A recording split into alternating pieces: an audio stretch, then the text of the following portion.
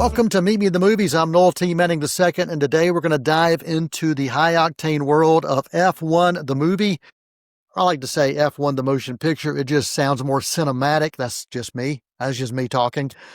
Filmmaker, director Joe Kosinski is going to be joining us today to talk about this film. It was released back in the summer of 25. It crossed the box office finish line with over $650 million worldwide.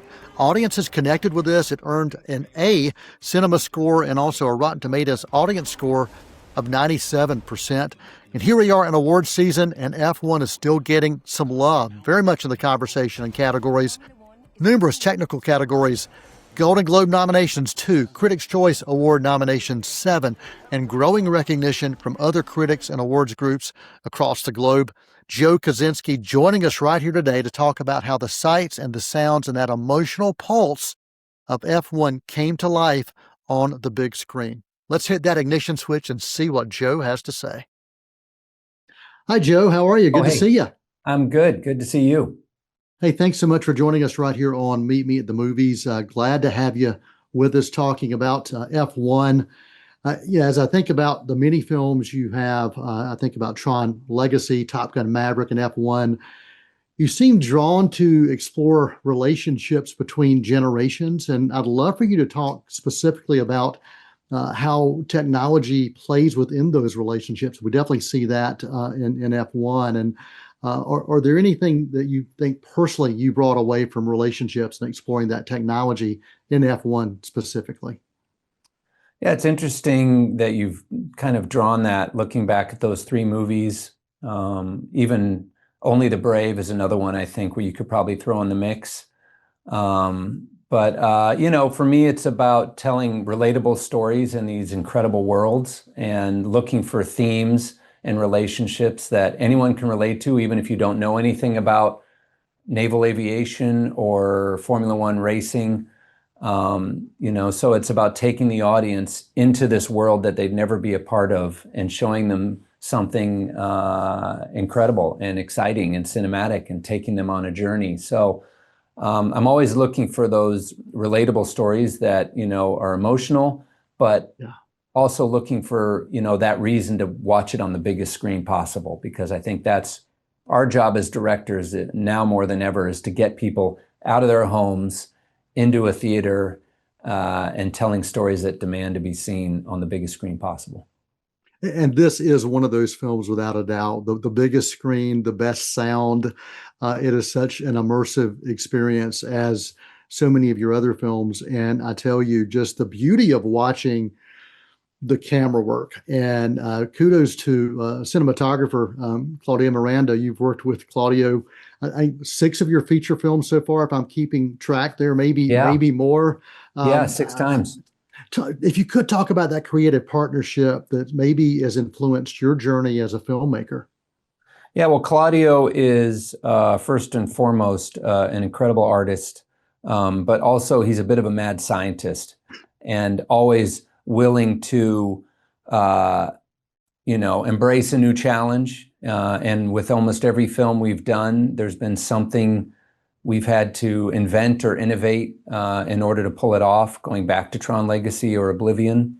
Certainly with Formula One, it was about how do we capture the speed of these cars in a way that doesn't slow them down. And that meant basically inventing a brand new camera system in order to shoot this film. And Claudio and his team did an incredible job pulling that off. It truly is the art and science of filmmaking combined, what you are continuing to do. And I just thank you for continuing to explore that and give that experience to us as audience members. It is a beautiful thing to be a part of, for sure. And I want to thank you for that. Going back to this film and the cinematography, was there a particular complex moment or sequence in F1 that you can point to that you maybe felt like was the culmination of your many years of working together? Yeah, I mean, there's so many technical challenges on this film. I think the most challenging sequence was probably the Las Vegas sequence, and that is because we only got a 15-minute window, one slot on that track at night to pull that whole scene off. and it meant everyone, cast and crew, pulling together. Brad and Damson had never driven that track before, so they're going out and driving it for the first time on screen. It was cold, the tires had no grip. It's an intense scene, as you know, if you've seen the film. And everyone just kind of came together. The technology worked. We were able to pull it off in that very short window and deliver what is, I think, one of the most important and one of my favorite scenes in the film. I mentioned that this is a film where sight and sound combine to create the experience. And I think about the score from Hans Zimmer, along with those needle drops from so many different artists. What do you feel are some of the important aspects, the conversations maybe you have with the music department to find that balance between score and a soundtrack? Yeah, well, when you're working with Hans Zimmer, you're working with one of the best composers ever.